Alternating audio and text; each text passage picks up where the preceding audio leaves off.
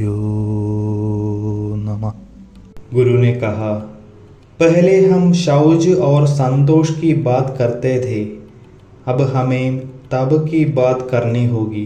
तब क्या है? जैसा कि पहले कहा गया है कि शुद्धि ही शौच है। उस पवित्रता के लिए किए जाने वाले सभी कर्म तप में सम्मिलित होते हैं।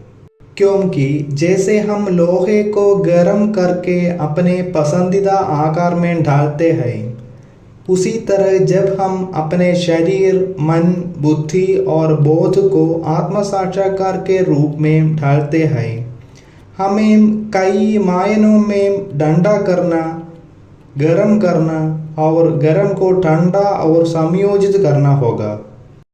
इस प्रकार संयोजन के लिए किए गए सभी कर्म तप है, परिणाम पवित्रता है। उस पवित्रता के लिए इस तपश्चर्य को एक शुद्ध कर्म मान लेना ही पर्याप्त है।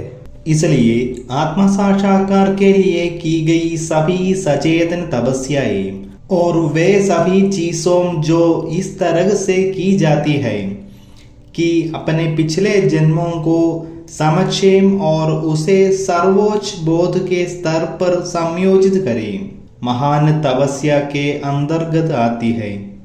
गुरु द्वारा बताई गई विधि से सभी कर्म करना भी तपस्या है। उसके लिए शरीर की सिद्धि के लिए आहार उसका तप है।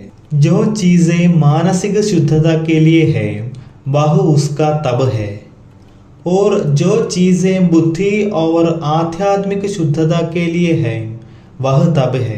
तप का मुख्य उद्देश्य किसी वस्तु की पवित्रता के लिए उसमें विलीन हो जाना तथा जो स्वीकार करना चाहिए वह करना और उस पर आचरण करना है।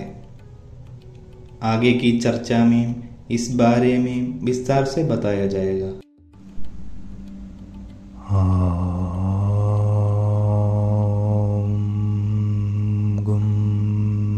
गुरुभ्यो